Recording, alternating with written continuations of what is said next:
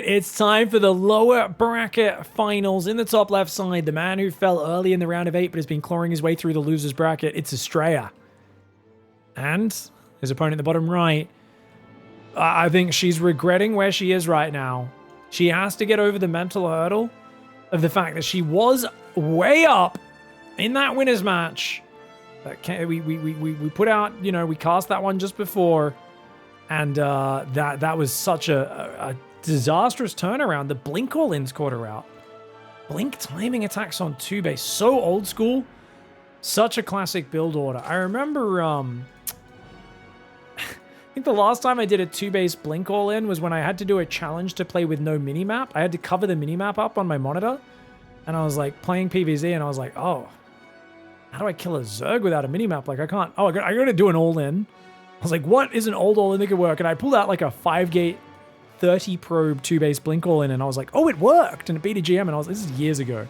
And I was just surprised. I think that's the power of blink all-ins on 2-base, is like, if Zerg hasn't played against them a lot recently, they become powerful. The moment you do it a lot, it shouldn't work as much, which is why I'm kind of surprised it worked again in that other series. But no doubt, ASTREA is a different beast. ASTREA is worse than Trigger at micro. I think that's fair to say. I think Trigger's a little more mechanical than ASTREA is. I think ASTREA's got a bit more strategy going on. ASTREA is very clever. He's a trickster. He's got crazy build orders. But I think Trigger's the guy who's going to micro APM challenge his way to a victory a little bit more than ASTREA these days. ASTREA's in my chat right now, and he's just spammed 8 question marks. You know it's true. Maybe ASTREA's... Actually, ASTREA's probably like Haas. Very good micro, as long as there's only one thing happening at a time. I think Trigger has much better multitasking than ASTREA. Not much. I think a little bit better. I do think there's a stats improvement in Trigger mechanically over ASTREA, but the question marks aren't going to stop. He says, so Cap. Prove me wrong, baby. Let's see what happens in this series. Obviously, I'm casting this off replays just 2 days after it was actually played live. What can I say? I think Scarlett was in the chat earlier as well. I'm not sure if she's still around, but that's true warrior spirit. It's watching your games get cast after the fact and kind of, because it's uncomfortable. As a pro player, watching your games get cast and criticized and talked about, and the mixture of people not understanding why you're doing things and then miscalling things, or then pointing out mistakes and you watching yourself make mistakes. Whenever you watch yourself back, you're always like, my God, I'm messing everything up. Why was I so slow on this? Why was I so slow on that? You know, even when you feel like you were so in the zone and like in tune with what was happening, you'll often get that feeling afterwards when you look back at it and you realize things were a little bit different to how you remembered. Third Nexus does go down on 330, gets scouted immediately. Scarlet's Overlord is running. It's a Void Ray Adept opening, very passive for ASTREA. So ASTREA's basically just said, I can beat you at the economy game. And he's very good at this style of game. Now he's gone for the hero wall-off, which is really easy to squeeze Zerglings in. This is a terrible wall-off location, because basically that's a diagonal on the corner, and Lings can squeeze through on the left or the right sometimes if you're not perfectly positioned. But it is normally nice because you can wall off with a big 3x3. On this map, you can't though. You'd have to wall off like there, and then there's still a weak spot of a pylon. So it's a bit of an awkward wall off. I think I prefer the hero wall off on a few other maps where it kind of lines up a bit better on like Site Delta. StarCraft's incredibly different when you can see the whole map as well, 100%. There's a lot, I always talk about trauma in StarCraft and how a lot of players are playing against the ghosts of former games, and they're trying to counter things that something like that happened to them yesterday or the week before and not focused on the here and now. That's a lot of Zerglings. What the hell? Oh my God. Oh, he didn't, does he have an Oracle? Okay, guys, he does have an Oracle, but it's on the wrong side of the map. She's about to hit him with about 1 billion Zerglings. If she kills this third, he's screwed. He's got a nice wall off with an Adept in it there, an Adept there, but he's only got 1 gateway right now. These other 3 gates aren't finished. She's going to be able to depower that pylon eventually. She's already killing a bunch of these probes. This is a lovely move. Void Ray's getting recalled. Oracle goes in for a stasis trap, but it's going to take a fair bit of damage. You can see that Oracle hit points in the bottom right. It escapes with only 39 hit points. Adept in the natural wall off. Extra pylons do go down. I like that gateway in the front. Turned that into a really good choke point. Void Ray is going to kill these Zerglings, but that gets depowered. Oh no! Losing those 2 gates is huge. On the other hand, she doesn't kill the Nexus. The Void Ray is here. Where's the Oracle, guys? Oracle's still down here. He's still doing Stasis Trap harassment. I think lasers would be better, but this is the more multitasking friendly one for him. He does manage to freeze quite a few workers. Oracle's going to try and escape now. And with Zealots warped in, Zealots are the best raw stats unit for fighting Zerglings that you can build, especially for their cost. So Zealots are just the most efficient. I don't want to do anything with these units necessarily offensively, but they can help me defend unit.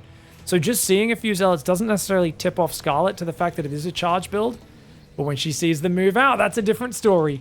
Her Roach Warren is finished, 4 Roaches are building. Scarlet has an 8-worker advantage. That being said, Astraea is building a 4th Nexus, which is a big boon for a Protoss player. Oracle ends up wasting its energy there. Not the best move for Astraea. And the Zerglings still see these Zealots coming across.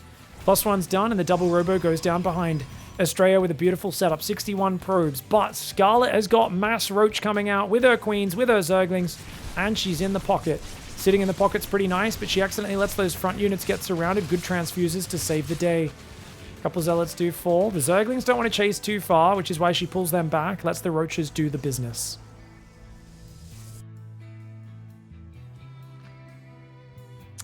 Zealots running around the map, very effective. When they first gave the charge ability a passive movement speed boost to Zealots, I actually opened up with Void Ray Zealot every game for a few weeks, and it was very fun.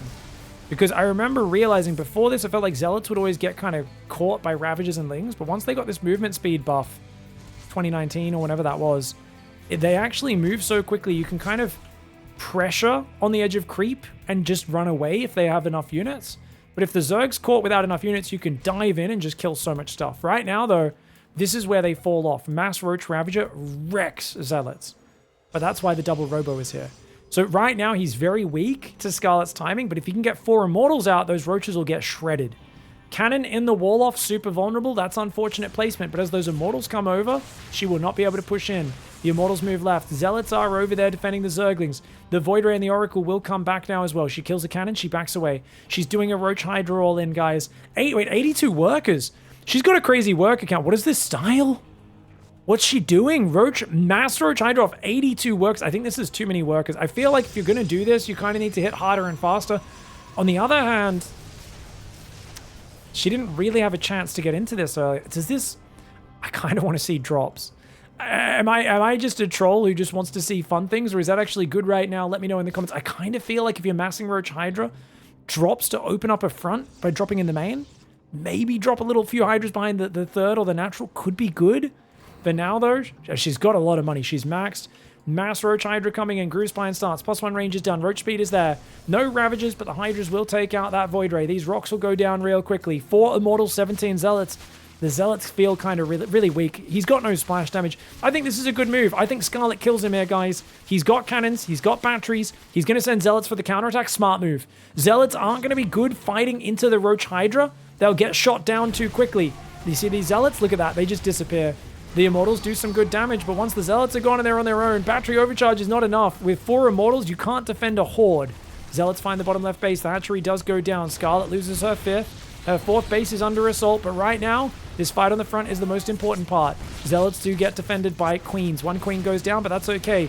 Probes are starting to fall. He's only got 5 Immortals on the map and 12 Zealots. Her Roach Hydra's picking off the gates and the infrastructure. She does need more damage, though. I like this move. Picking off these cannons is huge. She's going to get 1. The other cannon will go down to the Corrosive Pile, as will the Pylon, which does limit the production. Disruptor's trying to build more Zealots counterattacking the Queens. Behind the mineral line, trying to limit surface area, but they're getting wrecked. Great counterattacks for Astraea. Is he actually going to survive? This is crazy if he survives this. In the top right, the Immortals can defend that much Roach Hydra, but she's still going to kill one of the Immortals and a lot of probes. On the left side, the probes are getting destroyed. Disruptors are going to pop out, but she's defended at home. She's got enough supply. Even with the Disruptor coming out, that's not going to save the day. She kills it immediately. And Astraea, he forgot the first rule of the Octagon. Protect your balls at all times. That is the first rule they teach you in the Protoss Octagon, where Rohana teaches you how to fight to the death. And that's exactly where Astraea is fighting to, but it's not a successful fight to the death. It is himself that's going to be dying. The Stasis Trap does go down. The Oracle goes down. And 4 Immortals, just not enough. A Mass Roach Hydra. Yes, she had a giant income, But she realized he was just too committed to Zealots, Oracles, Void Rays, and a few Immortals on their own. We're not going to defend this. He needed Storm or Colossus or Disruptors as well, and he just couldn't quite get there. Great play by Scarlet. Well, it was a pretty nice opening for ASTREA, but those Zerglings definitely did some damage, didn't they? And she macroed hard behind it. What I like about it is she had a good economy. It was a 40 drone Ling Flood for Scarlet here in the bottom left for Shopify Rebellion. And ASTREA, he absorbed it and came out okay. Maybe if he went Disruptors a little early, he might have been able to do it. But yeah, she really used the range of the Roach Hydra, which doesn't work as well against a Blink opening, but against a Zealot opening, it can work spectacularly well. And oh!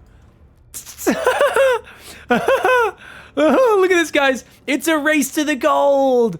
It's a gold rush, but oh, he staked his claim. He's blocked her. She arrives, and he's like, no, mate. No, you don't get a gold base, idiot. And she's like, oh, are you serious?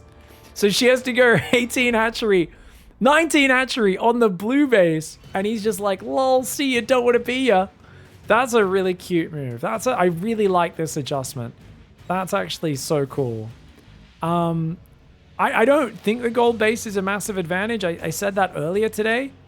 But if you feel it is and you just don't want to deal with it, this is a great way to obstruct the opening, because this is like blocking her natural, because the base is delayed, her build's a bit scuffed.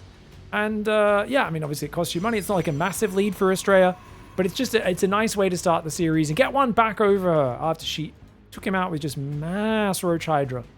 +1 timing attack. Roach Hydra, Rogue has been doing every game recently, by the way, with surprisingly effective results, beating guys like Creator. It's crazy to see, like, you know, the way Rogue's been killing. But I really hope Rogue returns to be one of the greats. I don't know if he's willing to put in enough effort based on the history of what I've been told about him being kind of a lazier player, but it would be really cool to see him come back, because I think he'll inspire a lot of very clever styles, and I think he's always been the king of killing Protoss. He figures out the smartest gambles and the ways to take advantage of their build order habits, so that's definitely who I'd be studying Rogue and Dark. If you want to find ways to kill Protoss players, I think European players, you study for how to macro perfectly against Protoss, and what you want to be the perfect ZvP player is you want to alternate crazy Korean-style all-ins and really beautiful European-style macro that's super refined. And if you can, even when you're doing the macro, try to do something here or there to make it look like you're doing the Korean all-in. You know, if you can pretend you're doing the all-ins and your opponent's already scared of the all-ins, but you're actually doing an efficient macro game, kind of seesaw between those two extremes, makes it very hard for Protoss to manage and balance their defenses. Now, Scarlet's playing pretty macro-centric right now. Third base is on the way. She's got 2 queens, third one building the main. I like this move, guys. You inject the main, you walk the queen down. This gives you 2 queens to intercept the adept on the natural, and there'll be a new queen popping out, and you'll notice it's going to pop out only a few seconds after the inject, so it times out really well. Oh, Lings are going to get in, and it's a Void Ray again. Wow, ASTREA is really favoring the Void Ray. That's fascinating. I think he's kind of figured out, hey, I want to deny scouting. I want to hide what I'm doing. Good micro on the probes. ASTREA doesn't lose anything. She does see the Void Ray, though. Bit of mining time, forcing that second adept home. These are all worthwhile trade-offs for losing just 2 Zerglings. Okay, so when I'm copying Dark's build, should I copy his supply blocks as well? It's part of the build, guys. Remember, when you're copying a build, it's all about writing down the exact game timer and supply counts that they do things, and then doing it with 0 critical thinking. This is something I've seen thousands of times over the years, and I really advocate that's how you should learn how to play StarCraft well. I used to actually make fun of Gemini's build order write-ups on all things Protoss a lot, because everything would be written down to the second, and there'd be all these guys like, you should copy Gemini's build write-up of stats PVZ opening. And I'm like looking at the build write-up, and it's like, at 93 supply, you should build a pylon. And I'm like, no one's following a build order for when to build pylons when they're at 93 supply. I'm like, this is insane. I'm like, I admire the, you know, if nothing's happening in the game, maybe you can do this clean. But I'm like, the moment there's any interaction, this build order is getting flushed down the toilet. I'm like, I don't think we need a supply count for the 93 pylon. I'm just going to go ahead and say that the reactive, flexible nature of StarCraft means, as much as I appreciate a detailed write-up, we maybe should understand what our goals are at that stage and the order of structures that we're going to be taking them in. when we have money rather than having exact moments by the second that we need to do things, because that just does not work. StarCraft is a dance. You got to be flexible. ASTREA only gets 2 drones there. Take us a lot of damage on the Oracle. I think that's really good D. Scarlet's got 2 Queen Spore, and 3 Queens and now a Spore. So she's playing exceptionally heavy on the defense for the Oracle Adept. Problem, it's only 1 Void Ray, 1 Oracle, guys. Or did he just catch another Overlord in the... I think he just caught an Overlord in the corner. So she tried to hide it right in the corner, but he knew to look there. Clever. He knows her habits. Ah, and I see you know your judo well. Well, nothing wrong with a delectable Overlord meal. A succulent Overlord meal. We'll see who's going to bring the democracy in this mission. I don't see a Roach Warren. She's being so greedy. I think she's seen enough Stalkers to know she doesn't need it. But the fact there's still no Roach Warren makes me think she's going to go Hydra Den. Nexus on the right side of the map. We've got 5 Gate Twilight Forge. 4 Gas. 4th Nexus. It looks like a proper classic Gateway Man style. This game's going to get proper big, proper fast. The moment that layer finishes, she's popping a Hydra Den down, probably a Baneling Nest as well. I think it's late enough. She should go second Evo. I think +1 range is really important if you're going to play Hydraling Bane. Guys, she's really slow on this Hydra Den. Scarlet, wake up. Wake up. Infestation? What is she doing? She's going to play Ultra. She's going Ultras. Which works if you get there. But that infestation needed to be faster. She needs it as quick as possible. The second the infestation finishes, she needs to go Hive. Oh no, she's playing Ling Lurker. Oh, it's Rainer / Dark style. Okay. Yeah, this is a gamble build, but when it pays off big. The Lurkers hard counter the Stalkers, and the High Templar. And Storm has just started. Scarlet's in such a good spot. If she gets to Lurkers. If he can find a way to push, which to be fair, Stalker Storm is not really an attacking army. That could be nice. Her Hive still hasn't started. There we go. Hive does start 7:08. I think that could have been a good 20-30 seconds faster if she was a little quicker. 84 drones. Still no Roach Warren. I mean, she doesn't even have Groove Spines, so she can't even reactively make Hydras. They'll really suck. She'll need 50 seconds to make Groove Spines, so they're at least good defending. Lurker Den's on the way. She's got a great economy, and don't get me wrong. If ASTREA doesn't attack at all, he's going to find himself in a hard spot. Now, I was talking to ASTREA about how if your opponent just rushes Lurkers, you need to play Disruptors. And he said Disruptors are bad. And I said, you need to play Disruptors if they rush Lurkers. And he said they're bad. I talked to a few other pros, they said Disruptors are bad. I said, you need to play Disruptors. Just a couple. Get 3 or 4 Disruptors out to stop the initial Lurker push, and then just continue with the normal Immortal stuff. You'll be good. Problem. Oh, Scarlet's playing disgusting. She's going to play Broodlord Lurker? No. Broodlord. Is she actually going to go Broodlords and Lurkers? That's disgusting. Guys, so Lurker Rush is like a pretty late game rush. Broodlord and Lurker Rush is so effectively disgusting at killing ground armies. And ASTREA doesn't like transitioning air. Oh, ASTREA's one of me boys, isn't he? So I refer to any Protoss who's swapped to mass ground, which is all the good Protoss players in the last few months, as one of me boys. Because I've always thought it was just more fun to watch ground Protoss. And even though there's a fleet beacon, notice there's no extra Stargates. He's doing it just for Mothership. So this is the late game transition is big ground army, lots of Immortal Storm. You attack one side, recall the other side, and you just use movement, mobility, mass expanding, Zealot DT warp-ins, all that stuff to kick butt. +3 melee, Adrenal Glands, +1 range, Seismic Spines, Baneling Nest coming in, Scarlet's getting everything. Now, big reveal, is it Great Aspire, or is it just going to be getting like an air weapons upgrade for the future? It's Great Aspire. Great Aspire starts. So she's going to go for that. 92 drones are out. Gas is up there. In this scenario, Disruptors would truly suck, guys. They would be terrible. Because she's going Broodlords straight away. Like, if she goes straight for Broodlords and Lurkers, Disruptors are less than worthless. So this is going to be a good example of what I said being completely wrong and ASTREA saying being completely right. I'll own up to it. StarCraft's a complex game with complex interactions. This is a rare build Scarlet's doing, a Lurker Broodlord rush. Ling's running in. Cannon Adept there. Oh my gosh. Oh my lord, that's a lot of +2 melee Zergers. They don't have Adrenal yet though. And that's a lot of zealots.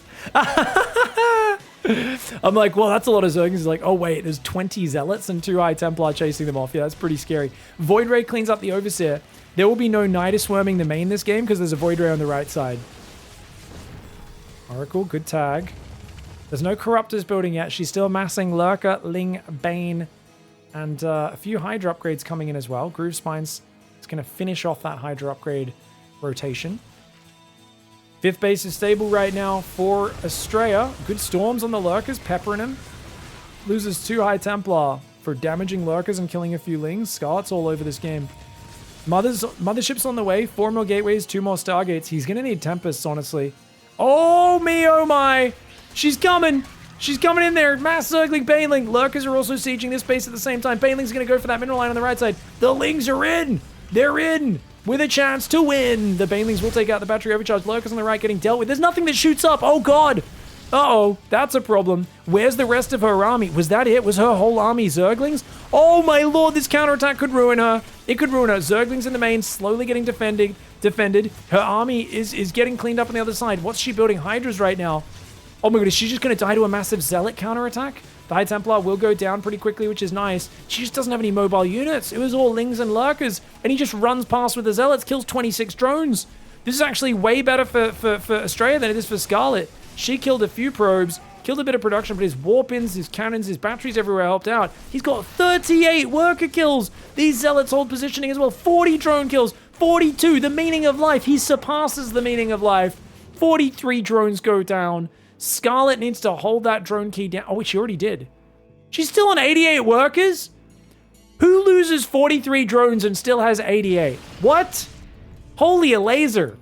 I didn't realize that in the corner of Scarlet's room, she has a shrine with Miko, Mr. Laser, sitting there with like a statue of a drone above him that she lights a candle at every night. Holy crap. She's back to 93 drones instantly. I mean, to be fair, she's on 6 bases and she was droning the whole time she took damage. Still a costly maneuver. But that was crazy. Yeah, we're hitting Age of Empires 2 worker counts. Like, we need 130 villages just for our farm wood income alone. Like, what is going on right now? Here we go. Archon Immortal coming forward. Spines are going down. Stalker's here blinking over. The Lurker's getting jumped on. Crazy attack for ASTREA, but there's just no support for the Lurkers. They're getting shredded. Storm is so good. Immortals, when they're spread out in a line so they don't clump and take splash damage, wreck Lurkers. And if you have High Templar Storm to deal with everything else, that is what ends up happening. 7,000 resource lost advantage. Scarlet spent so long re-droning, rebuilding. She's had Great Aspire this whole time, but her Broodlords never got out. And that's a real bummer because Broodlords would have been so good at dealing with all these pushes. But man, ASTREA ties up the series, fights back, and it is now 1-1. All right, guys, in the bottom right side, we've got Scarlet down here, and she is going to get blocked. ASTREA in the top left, looking great, looking fancy. She does get that hatchery down on 17 supply, 50 seconds, not a bad timing.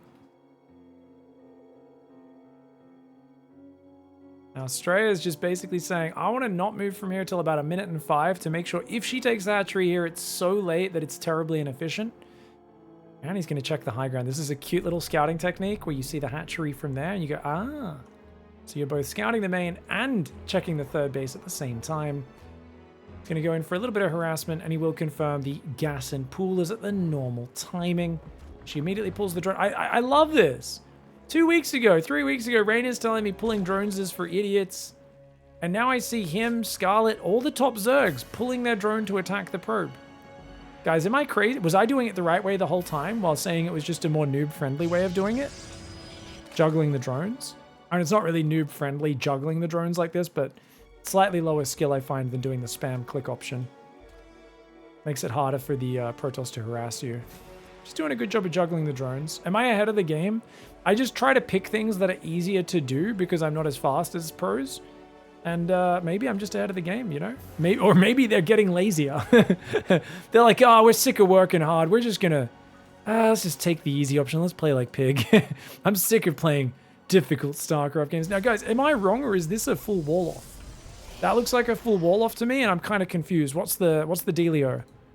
Why would you full wall off here? This is kind of crazy. Now, is he going to put a probe there and then build a pylon and squeeze a probe through the wall to take a third? Like, this seems kind of odd, right? Did he misplace this?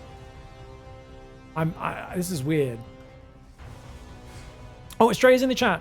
Haha, forgot. That was a complete accident.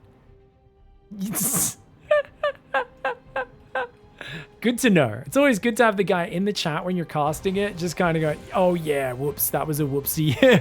I'm like, oh, he's got a 300 IQ. I was about to start theory crafting that he'd been watching Rocker, and he decided that, you know what, it's just nice to have a full wall off every game, even though it means you have to recall probes every time you want to transfer them, which is really bad. 2 Adepts on the front. Void Ray coming out again. Oh, Void Ray every game? Really? I don't know, man. Void Ray every game. He really must respect Scarlet's defense. Oh, bad Adept control. Accidentally mistimed those shades so they were desynced. That Adept's shields are almost gone. He's got to be careful with these. You don't want to take too much damage. He should shuffle these Adepts. Oh, I don't like what he's doing here. He's taking a lot of damage. Scarlet's handling it with ease. The Adepts are getting bruised. He doesn't find any damage. Now, to be fair, she's got 8 Zerglings, so backing away is the right move for him. And that Void Ray will be emerging soon. Good backwards shade. When you got a backwards shade like that, you can afford to turn to shoot. And it's going to pull into the choke point. But we'll get surrounded. The Void Ray is going to make this very cost efficient for him, though. Scarlet loses a few Zerglings. 3 of them get away wounded. And Astrea is going to go straight into Twilight behind that. So there's an Oracle after the Void Ray. Void Ray cleans up the Overlord. Meaty chunks go floating up. And third gas on the way. Scarlet. Now that Spore in the main comes down at the perfect time. Same as the one in the natural. I'd like her to be building no Spore in the third, though. I don't think you need 3 Spores. When they open Void Ray, the Oracle harassment is very light. Arguably, you don't need any. Oh, if he finds that Overlord, that'd be juicy. Her Overlord barely gets out of vision. It's just over here, guys. Now, guys, he's going to have to wait till his natural's oversaturated. He should just recall about half the mineral line onto the third. So you want to have this a bit undersaturated so the new probes coming out are going to basically replace quickly. Oh, Void Ray harass. Gets himself a couple of drones. One on the Void Ray. I think the Oracle came in and got one on the natural as well. Pretty good micro by him. Guys, he's got to recall these probes or kill a building here. There we go. So he's going to recall about half that mineral line. So the third base is now saturated. Astrea is trying to make lemonade right now. But he's definitely given himself a pot of lemonade with this awkward wall off. Just makes his whole opening so much stranger. And nice. Gets the drone. That's actually pretty good. The Void Ray is getting real good payoff this game. Scarlet's got to make sure she's on point. No Roach Warren. This is fascinating. So Scarlet's playing a no Roach Warren meta. She's like, no, I want to get away with no Roach Warren. I always feel like when Raynor mixes this in, when Dark mixes this in, it's a bit of a gamble. And I think it's very good in some situations, and I don't think it's a good solid way to play.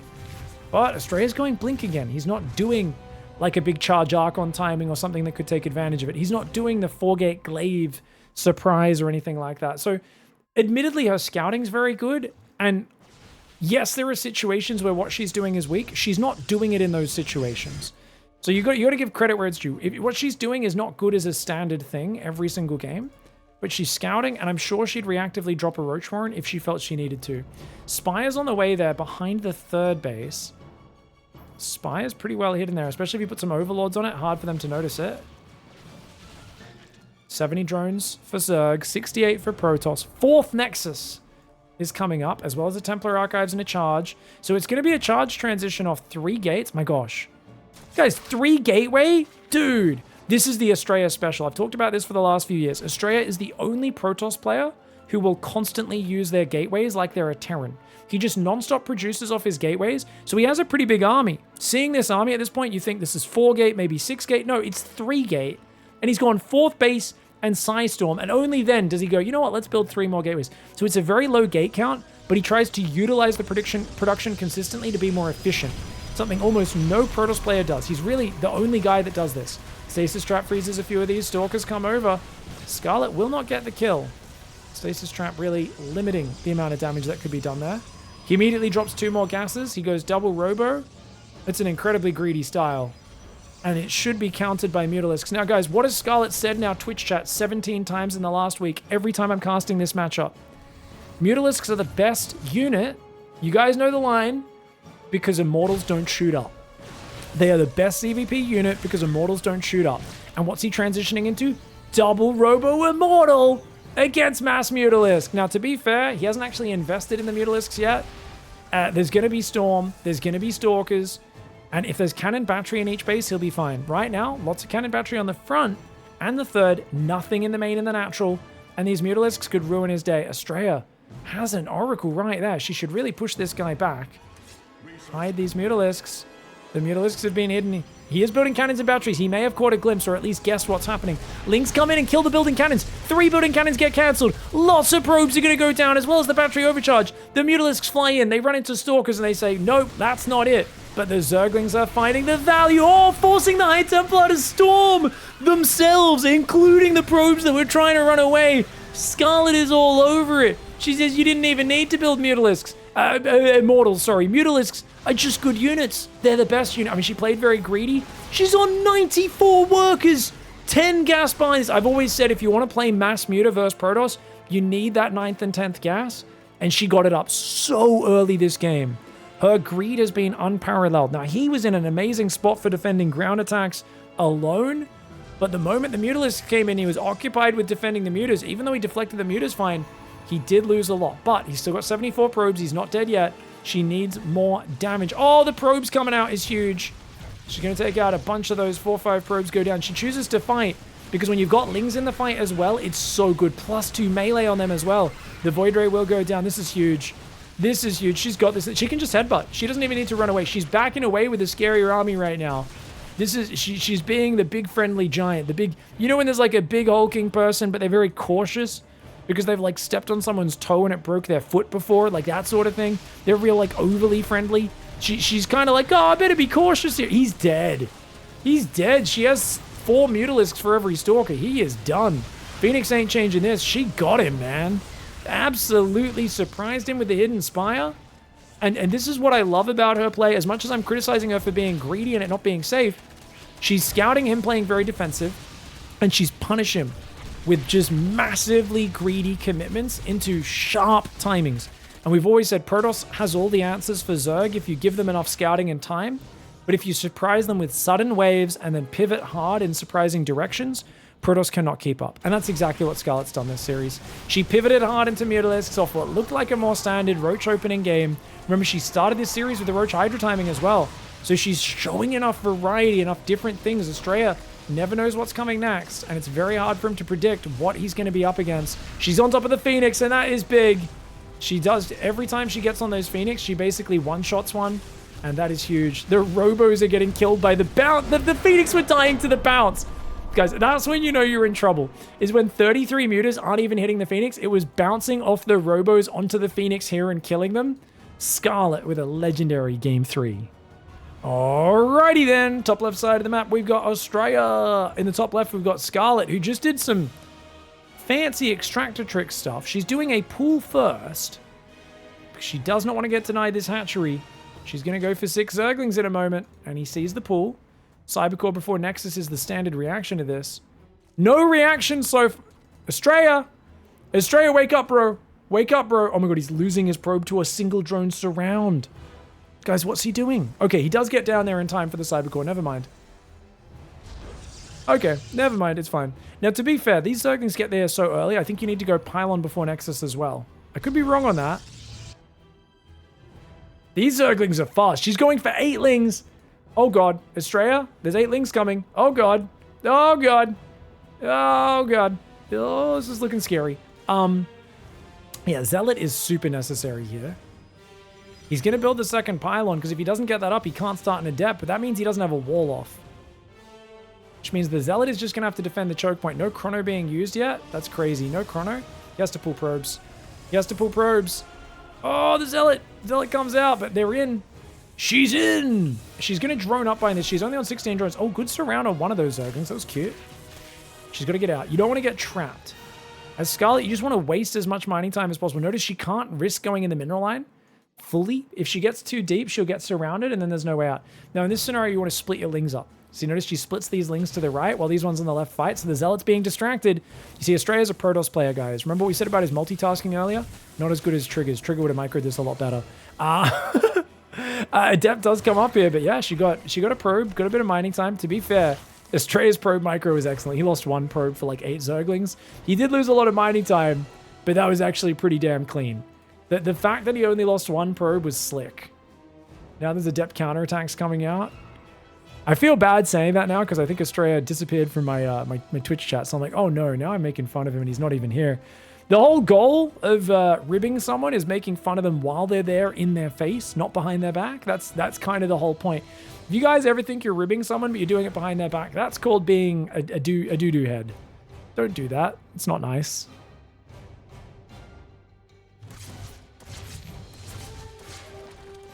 Now, has this even paid off? Might be worth committing to this shade. He doesn't want to risk it, though. Yeah, I mean, with a second Adept coming... What? Oh, you greedy poo head. Dude, that's such a smart move. Oh, who thinks to take a third after defending this? But he realizes, oh, after a pull first, she's desperately going to be droning, which means her link speed will be really late. So he realizes immediately the weakness of her build is a delayed link speed. Won't be ready until about 4:15 or something like that. So he's like, I can just go for a third base before even taking up. Then he goes for a second gate to complete his wall off after starting the third base. Then a Twilight and a second and third gas. He did this all off one gas so far. This is a brilliant play. She started her third base 30 seconds after this, and she doesn't even know about it. Oh, this is a brilliant play by Astraea. And reactive expanding is his, like, one of his best traits. Astraea is so smart at finding these clever expansion timings. Zergling's coming in here. She will find that third base and go, what the hell? That's so early. He's only on 2 gates with a third one building. And it is going to be Blink straight away. Blink is a kind of the most flexible tech. You can use it for a bit of offense, a bit of defense. Doesn't have the sharpest edge to it, but you can definitely use that really nicely. Zealot Sentry and an Adept. It's a very Astraea unit set there. Shouldn't be standing in the open, guys. He's going to send a Zealot to the natural, realizing, you know what, I don't want to risk having to use the force field for just a few Zerglings, but if I have a Zealot and a Sentry, it's way safer. What a Chad. I will stab you! Roar! For ire! Slay the dirty bugs. Yeah. Probably want to get him out of there at some point. He's going to run away. He will run away eventually. Adept shading forwards.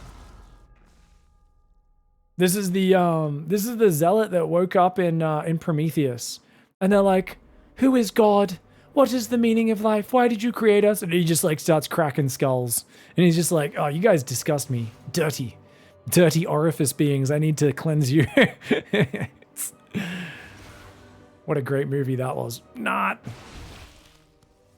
It was like one of those movies you're like, this feels like it's going to be really good. And you get to the end and you're like, that wasn't quite what I was expecting it to be. And then the more you think about it, the more you're like, you kind of get grumpier. You're like, that didn't make sense. It didn't make sense either. None of this made sense. This whole movie was dumb. Zealot gets a drone. I mean, it's drone, a bit of mining time, sees some Ravagers morphing. It's a decent little scout there. Oh, that's actually really cute. Guys, this feels like Astraea is doing a good job of just keeping her busy. He needs to make sure he doesn't get supply blocked. He's building a few batteries and pylons. Well, actually, these are all batteries. Extra pylon out here would be great. He's only on 3 gateways, and he's got to be worried about a big push coming. I mean, what's he got? Double forge. Wow, double forge. He's going to go 6 gate, double forge, and a robo. And she is going to play, I think it's a very standard lurker style. She needs a 4th base. That's the one thing she's missing right now. I think she's doing perfectly fine macro-wise. I think this is like a very close game. Nice spore trick to save one of the drones. Nice cancel there. She loses 1 drone for an Adept. Perfectly fine trade for the Zerg. But yeah, she needs the 4th base up. Because if she wants to go heavy lurker, she will need those gases. Stalker's pushing forward, clearing up her map control. Nice moves there. She's got 23 Zerglings, 5 Roaches, 5 Ravagers. She could kill these sentries for sure. Oh, he shoves up the ramp. She wasn't expecting that. She was not expecting that. She's going to come in. Force fields on the ramp are pretty good to buy time, but Astraea is overcommitted. Oh, he blinks to go after the Ravagers. 2 sentries, 2 Stalkers. Big loss. It's obviously not as bad as it could have been. At least he recalled.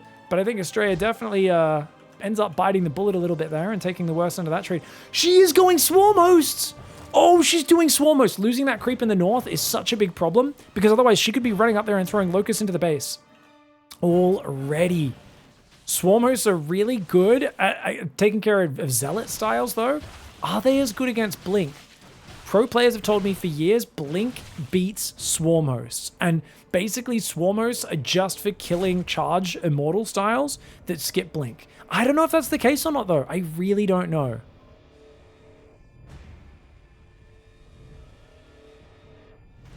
And the Warp Prism in the top right does get into the back. Swarmo's coming forward. 2-2s on the way. Charge. 4 Zealots building. 6 gateways are up right now. Cannon battery everywhere. Stalkers are going to be good. Zealots, good versus the Zerglings. She's got 16 Swarmos. So that's the magic. Or 14, sorry. It's kind of 10 to 16 usually is the sweet spot. She's sliding around the top. She could kill his natural and do big damage. His upgrades are what's going to do really well for him in the long run. Charge is not ready. ASTREA needs to get these Zealots out of here. He has to fight the Zerglings, but he has to run from the Roaches. So he's going to try and pull back. Here we go.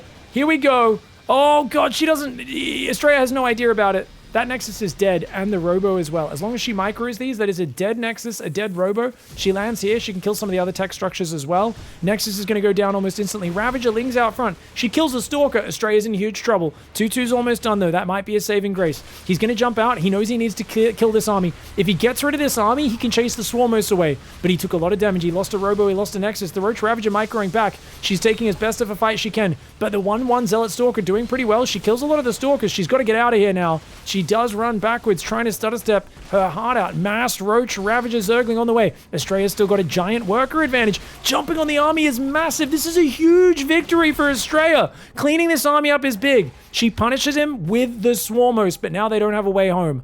Oh God, the Swarmos don't have a way home. She had to use the Swarmos to punish him for being so aggressive, but that means the Swarmos are on the wrong side of the map, which means they're trapped. She's going to wipe out his income. His income is disappearing. Cannon's battery's going. The Swarmos are all going to die for it, though. The Roach Ravager's back on the front. The Swarmos are all dying. If she had Burrow, maybe she could have done something here, but this is actually so clever. ASTREA diving on that army, and SCARLET went a little bit too deep there. Oh no, she's losing all the Swarmos in the bottom of the map right now. This was looking like she might be able to get a 3-1 here, but losing 16 Swarmos is devastating.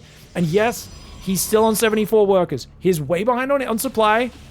His income is way down. She's going to rebuild the Swarmos for round 2. She's also building a Baneling Nest to deal with these Zealots. These Zealots have been causing her a lot of problems. They're going to go hit this base. She has to defend. If she doesn't get back to that base in time and the Zealots kill it, she's in trubs. Swarmos are in the back. I wouldn't have minded a Nidus Worm for her, but because she's low on gas, it's tough for her to afford it, especially having rebuilt so many. Roaches are in position. Look at that. ASTREA quickly pulls back. Stalkers are dealing with these Locusts, just going to run away, and that's exactly what the mobility of Blink Stalkers affords you. Now, 3-3 is on the way. Nexus in the natural, Nexus in the third. ASTREA hanging on like a champ with the map control. She's going to try and sneak by to hit the natural, which is good, but her upgrades are much lower. She's got +2 range, and he's going to be on 3-3 soon. That will be a problem. Stalker finds her. Oh, good choice to run away. Just morph Locust and get out. Get out, get out, get out. Do not get caught up there. Roach Ravager's going to move north. Roaches in the south getting overrun. There's just too many Zealots. She's going to lose all these Roaches. She can't micro everywhere at once. And look at this. The Stalkers are forcing the Roach Ravager to defend, but the Roach is getting overrun in the south. She's bringing her Queens down there as well. The Swarmos will get another forward wave up. They should be able to kill this base. And I think if she can get another base kill, that'll be massive. Roaches and Queens pulling back. The Queens will get taken down, but the Roaches should do okay. Swarmos going to go after the Nexus. Battery overcharge is ready. I think with the battery overcharge, the Zealots and the Stalkers, she's going to not quite get it. No, she gets it anyway. The Locusts are so damn good, man. Their damage is insane. That might be enough to impinge his income. I mean, she's not really killing army, though, other than those Zealots that went down. ASTREA's army's getting big. He's got Disruptor, Zealot, Stalker in the mix. 3-3 is dangerously close. He immediately rebuilds the Nexus, doesn't lose any probes. And you know what? SCARLET is going Banelings. People normally go Lurkers off this these days, but she feels like this game's been intense enough, low economy enough, Ling Bane's where it's at, and I think she's probably right for dealing with these Zealots, right? Zealots, Banelings will do well against that. They're not ready just yet, though. +1 melee does start. It's not ready yet. 67 workers for SCARLET. She has not done the kind of Lurker transition that became the norm in this matchup. This is more of an old school Roach Ravager Ling Swarmo style. A few Ravagers get picked off. The Locusts get forced to use against those Zealots, but the Zealots just run away. And you cannot fight the disruptors. Scarlet has to run. She's got to run. Watch out for the balls. Watch out for the balls. ASTREA right now. He's about to do the San Diego free ball. They do not believe in underwear in California, apparently, because that's all hanging out. And Scarlet, she runs in fear as any sane person does. She needs to surround this with, like, Lingbane Roach so she can actually kill the disruptors very quickly and spread a bit easier. Her Roach kiting is very good, though. It's very good. Ling's coming in. Ling's are going to help out. She's got to spread. Scarlet. Oh, okay. She takes a few decent disruptor shots. She's got to spread again. Another good disruptor shot. Oh, another one. Dude, the way he spaced those shots out and micro them was great. Zealots catch the Swarmos in the north. Lovely move there for ASTREA. Does clean up a few more of his Swarmos. He's killed 18 Swarmos in this game. Retreating in the south, though. He's lost a lot of income, but that natural survives the next locust wave because of the zealots. This baiting the locusts on the low ground rather than letting them to the base is massive. Now, where's his probes, guys? His probes are back to mining here on that natural now. He's not mining the gas because he's being very busy, but it is what it is. It's 3-3 upgrades. These zealots destroy these zerglings. One of these zealots can literally bench press 14 zerglings stacked on top of each other without breaking a sweat. These zerglings, honestly, think of these like you would I don't know, man. A bunch of League of Legends and StarCraft players, a bunch of guys are like, I love esports. And right now, they've been handed melee weapons and told to go into the front and fight a goddamn war. A medieval war, you know, a war we're not prepared for. We're a bunch of inside nerds. We're not good at it. Banelings are going to roll in. Good pro pull for ASTREA, limiting the damage. Locust going in, going to kill that Nexus again. Massive Zealot counterattack. Banelings roll forward. Oh god, the probes! The probes are a little bit clumped. 10 probes go down. A few more, two do die. 12 probes go down as well as the Nexus. ASTREA takes some big damage. The Swarmos are still out there. Remember, Swarmos give value. Those are free units every time they throw. But Scarlet's been on a lower income than she otherwise would have because of that. She's going to catch all these Zealots, though. She's catching the Zealots, which is massive. Getting a lot of those Zealot kills will be big. Oh, no. She stayed a bit long. The Observer had eyes on her. Uh-oh. She's going to lose her Swarmos yet again. The ball comes out. Oh, my God. Cry havoc and let loose the balls of war. That was a devastating shot. Most of the Swarmos have gone down. Banelings roll in for Scarlet. She kills 13 more probes. His economy's going down. The thing is, Scarlet needs to keep her economy big. And the reason is, he's going to be making 3-3-1 Zealot Archon Stalker Disruptor. Very efficient army in the long term. I don't know if she has the answer to this. She has no Banelings, 27 Roaches, and not much else. Roaches are dealing with the Zealots in the south. Swarmos all just died. If she had Swarmos flanking this army, I'd believe in it. It's going to be rough. Here we go, the Archon's coming forward. The Stalker Zealot Archon Disruptor doing what they can. This is a scary force. One Archon decides to hunt down those Locusts. The Locusts are going down. Disruptor shot on the reverse. The Disruptors do take out a few of those Roaches. He's still got plenty of them loaded and ready to go. He's been very good at spacing out his balls, trying to use just one at a time to get maximum impact. He's going to move up a ramp. That is massive. If he gets up the ramp, she has to chase into the Disruptor Archon, which is terrible for Scarlet. She gets a few Archons on the low ground, but the high ground is getting ransacked. And the supply block, all of her overlords die to the Stalker Archon. The infestation pit goes down. 24 drones dying. The main, the natural, getting screwed over. Third and fourth base are up. She's trying to rebuild her attack in the bottom. But she has got up an army supply advantage and not too much else. She did manage to build a few Swarmos here, but she had to cancel the ones in the main because they were about to die. She's trying to build overlords right now, and that is a big problem. Drones are getting killed as they try to get down that ramp, but the queens are all gone. It's just a bunch of Roach Ravager right now. A few Lings running for a counterattack. Zealot Warping deals with it.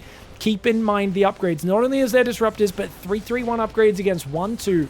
No Carapace. Even the Zealots wreck these units when they're able to connect. Still 4 Disruptors. 5 Disruptors are there. The main and the natural's cleared. You can also deny this mining from the high ground. ASTREA is going to realize that, and that's a nightmare for Scarlet. She's got to abandon that base. Luckily, creep vision on the high ground. If Scarlet, oh man, if her army didn't commit so deep down here and she ran away from that fight and didn't feel forced to pull, like to dive with that first Swarmos wave, this could have been different. Maybe she should have just gone Nidus. I always love the non-Nidus Worm version of this build, but I feel like ASTREA just was so good with his movement to punish her, and that's what's given so much value in this game. I mean, I love that she keeps trying to push this angle because it is the most vulnerable bit of his base, but he's defending on 4 bases, 58 probes very well. He's rebooting his Cybercore, realizing that one died.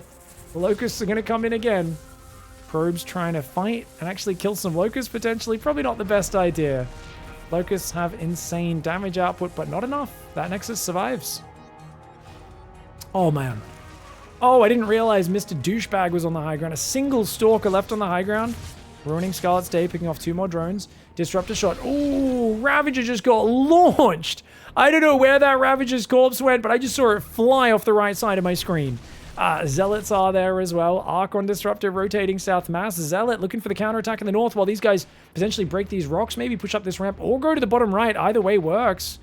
Astrea's got a 5th on the way. He's down in army supply, but her supply is much lower caliber. She's on Mass Roach Ravager Swarmhost. He is on Stalker, Zealot, Archon with much better upgrades. The Disruptors especially adding some big oomph to his army. Good high ground, low ground harassment using Blink. Still 1 Creep Tumor deep in his territory. He'll want to clear that up to limit her vision. If we go to Scarlet's vision right now, we're on her camera. She loses that bit of vision over there on the map. She's trying to reestablish this bottom right control. Nidus Worm's a great idea at this point, as well as maybe get some Zerglings across the map to spot for that. She's trying to rebuild 13 drones, but that's the moment when he pushes in, right when she thinks she's safe to drone. Of course he shoves into that moment. This is so scary. Locust being used here. Roaches are going to come in. Roaches and Ravagers. Disruptors are ready to fire, though. Watch out. Watch out. Big Disruptor shots. A couple of Roaches and Ravagers go down. 2 more Ravagers go down in the bottom left. One of the Disruptors does fall. Great micro from Scarlet so far. The Biles do spread across. She lands one on an Observer, but a Ravager does go down as well as a consequence of that. Locusts coming north. Looks like the unit's lost tab is right now 12,000 resources in favor of ASTREA. When you play Swarm Host, you want to be more efficient than your opponent, but that has not been the case because she has lost so many Swarm Hosts. ASTREA's movement, ASTREA's upgrades are absolutely punishing right now. Scarlet tried to use the short rush distance on the map to do a Swarm Host style, but look at the way he limits her room to breathe. Absolutely ridiculous. Swarm Hosts getting blasted by the Disruptors. And ASTREA is going to drag this to Game 5. All right, well, it's going here. It's all going to be decided here. Game 5 between these two. Scarlet in the bottom left side of the map. In the top, we've got ASTREA. And he is sending a probe out mighty early. That is one of his very first probes. Pig, will you cast GWC? I'm not sure. GWC. What is GWC? Remind me of what that is, mate. That sounds very familiar, but I'm having a mental blank right now. Anyway, probe's moving in right now. Oh my lord. Is this the one where you wall off the bottom of the ramp? I don't know what a Gamers World Cup is. I've never heard of that event. If we're talking about EWC, like the World Championship for StarCraft, I hope so. I hope they ask me to. I will be casting in Dallas at the end of this month, guys. Looking forward to that. Oh my god. Yeah, it's the wall off. The 3-gate Zealot wall off into with like the does he Cybercore wall as well here, or does he go 3rd gateway? I think he's gonna go 3rd gate. Oh my god, this is such a nasty cheese, dude. ASTREA is like the king of this, and she doesn't realize she's watching out in case it's a cannon rush. So she pulls the Overlord back, so she doesn't move the Overlord out because she's like, oh, he might cannon rush. Oh, move your Overlord, Scarlet, please, please, please, please, please, please. This is the one time where you really need to actually do this. This is the one time. Oh my gosh. Oh my gosh. This is so dirty. He's got a gas. He's probing. 2nd pylon on the way. He's going to build a Cybercore at home, I believe, because he's going to start with Zealot. Cybercore at home. It'll be like a Zealot Stalker sort of contain, I believe. Or he could go at depths with it as well. But Scarlet's only about to find out. Go to Scarlet's camera. We're on Scarlet's camera right now. Oh no. Oh no, no, no, no. She sees it. She sees it on the natural, but she's not watching. She sees it now. She goes, whoa, what the hell? And she knows 3-gate Zealot. Oh me, oh my. Spines in the main. She needs to start a spine. 2 spines back here, guys. 2 spines back here straight away. Spine, spine, spine, spine, spine, spine. She goes 1 in the mineral line. She's going to try and go Roach Warren. Ah, she's trying to defend with Zerglings, Queen, and a spine initially, and then she's going to try to go to Roach double gas. If you get double gas Roach Warren, you get Ravagers out to break out. Oh, she goes for the surround, but notice he's in the little pocket, so she can't surround him there. Oh, gets a drone. Oh, and the probe is even blocking as well, making it really awkward for Scarlet to micro this. The probe is not attacking, so it doesn't automatically get targeted. She needs to target it manually. The Zealot's killing a lot of stuff. They will now get surrounded by the Zerglings, but 4 drones do go down. 3 more Zealots on the natural. More Stalkers building. Cybercore's on the way behind this. This is a vicious build for ASTREA. Was that good enough trading for the start, though? Well, the Roach Warren still is only now starting, so I would say yes. She's going to pull to the low ground with some Zerglings and a Queen. I don't think you actually want to fight until the Broodlings are out. Once the Broodlings are out, you might want to surround Broodlings and Zerglings together. Maybe. ASTREA, happy to just kill this. No, yes he is. Oh, he's going to pull behind the minerals. Cute move. He limits where the Broodling surface area is and takes a little bit of shield damage, but that's about it. One Spinecrawler, a Queen, and a few Zerglings can defend 4 Zealots, but there's Adepts coming in behind. And of course, he can expand behind this opening. It's a filthy build order, but it's fantastically executed. And ASTREA, I have seen him beat the best players in the world with this. I've seen him do this in PvP and beat Protoss players. It's an insanely good build order. Nexus coming up behind it. Adepts shading into the main. Good cancel. You do not want to be losing those. Adepts can deny the gas mining potentially. Look at that. Gets a few Zerglings, pulls back, letting his shields do the work. Brilliant play by ASTREA. He's building Stalkers now and rallying them to the other side of the wall off. His Nexus is on the way, and he'll start walling off behind it while probing up. He's only on 20 workers, but he's killing even more here. He's doing so much damage. He's trying to do as much damage as he can while the Roaches are only in small numbers, but that's a good play by SCARLETT. She gets her Roaches out. She only loses 2 drones. The Adept is going to have to just go hide behind the Natural or something, otherwise it will end up dying. Stalkers are going to be able to defend from the low ground a little bit, and that should buy time for ASTREA to wall off at home. 22 probes against 19 workers. Adept is up there. She's not going to deal with it just yet. Yes, she is. Ravagers will go after it now. And the Roachling down here going to start to clear the gateways. The Lings, you don't want to throw those away. She's going to start droning up and thinking about re-expanding. She's on 4 workers on gas, 14 on minerals right now as a drone returns to the low ground. Now, SCARLETT's basically going to be stuck playing a macro game from behind. And ASTREA, if you clear the gateways, the Stalkers could even run up the ramp potentially. So you do have to be pretty careful in terms of how this whole thing goes. Warp Gate's about to finish. Look at that. Those Stalkers finish. Warp Gate finishes a few seconds later. And if he can warp in a few gateway units, that would be big. But good depowering. SCARLETT removes all of his production. He's now going to rebuild it from scratch at home. 1 gateway, a Twilight Council in the wall off as well. We'll see what we can do there. 4 Ravagers will break out. SCARLETT's so good at surviving. Do you guys remember Beyond vs. SCARLETT on Babylon? I think it was Babylon. It's from a tournament last year. He bunker pushed her, ended up doing like a 1-base stim, bunker follow-up, and it was like a 23-minute 1-base versus 2-base wall. It was so low economy, so scrappy. She just refused to die. She just would not go down. And I think she fought back and ended up winning that game. That was such a fun series as well. SCARLETT and ASTREA locked in a very deadly match. She's trying to drone.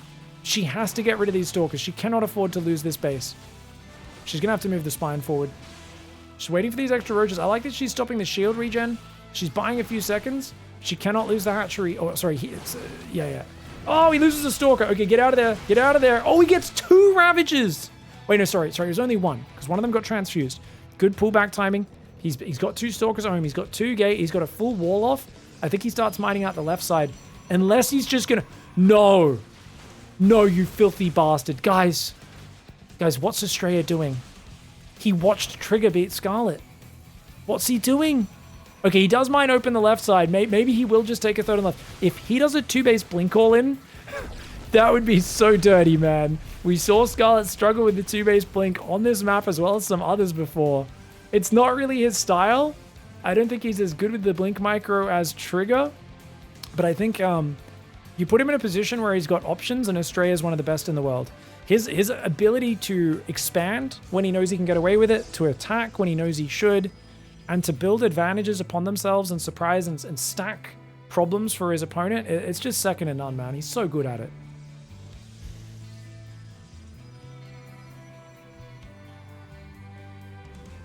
Deep breath and a sip of water there. Realized I was so tense watching this game, man. It's just so bloody crazy when you see strategies like this. Observers, oh, they're not going to get it. 2 Stalkers not enough, I don't think. Oh, barely, not quite enough. Should have brought a 3rd Stalker down there. We're just over there. Okay, Stalker just blinks to the low ground. That's fine. SCARLETT's on 41 drones against 44 probes of ASTREA. ASTREA does not have a 3rd base. He's kind of making it look like he wants to take a 3rd, but it looks to me like this is just a big blink push. Now remember, Lings, Ravagers, and potentially Infestors and Spines, I think, are probably the most important thing. She's going to try the Infestor response. Seeing this many Blink Stalkers, though, we realize, and ASTREA was even saying earlier, and people were saying when we were watching the Trigger series, and we cast that one earlier, that basically Roach Speed might not be useful because you only really want Ravagers, Zerglings, and maybe Infestors if the game goes long enough. You don't really want any regular Roaches because they're armored units. Stalkers do +5 damage to armored. And the Roaches don't have enough range to keep up with them. Oh, he just blinks on it. She's too afraid to fight, and with good reason. She cannot fight down there. She doesn't have the numbers. She's going to go Nidus Swarmos. Nidus Swarmos to try to get back in it. She's relying on him not being able to push up this ramp. She's got to space these biles out as much as she can. She does drop a bile. Okay, she's spreading the biles out pretty nicely. She's got to keep doing that.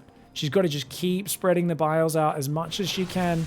Nidus, she's trying to think about how to counterattack, but right now she needs to think about how to survive. Oh, the Stalkers are just one-shotting units and blinking away. This is incredibly powerful. ASTREA is all over her. He's had a great start, and now he is just pressing that advantage. The Spine Crawler really helps. Remember, Spine Crawlers have 30 damage versus armored, 7 range. She's going to do her first Nidus Worm up here to hit the natural. There we go. It's only going to be a few Swarmos, though. She's only got 3 Swarmos. It's a harassment Nidus, not an all-in, but she needs to pull the pressure away from the front right now. She needs to pull this pressure away. The Spine Crawler is helping so much here. The Roach Ravager trying to survive. She's just so outnumbered. She has to pull a few drones into the fight. Nidus Worm comes out. Swarmos will throw those Locusts eventually from the left side. Stalkers. He's going to run by into her main. ASTREA, you cheeky bugger. You cheeky bugger, you. Locusts are going to hit his mineral line, though. Is he getting too fancy? Oh, no, he's not watching. He does pull away, but he loses already 7 probes. Stalkers in the main, wrecking the drones. The Stalkers on the front, giving absolutely no room for Scarlet to breathe. A blink on top. ASTREA is going to take it out. That Spine Crawler finally is about to fall, as are the Roaches and Ravagers. The Stalkers in the main, ripping it up. She's losing too much. And ASTREA with a dirty surprise build order in Game 5. 3 gateways on the low ground. And finishing it off in style with Blink Stalkers. Is it 2014 again? Are we playing Heart of the Swarm or Legacy of the Void? I have not seen this much mass Stalker success against Zerg in a while. Hats off there to ASTREA, though. He does win the lower bracket finals and goes to the grand finals.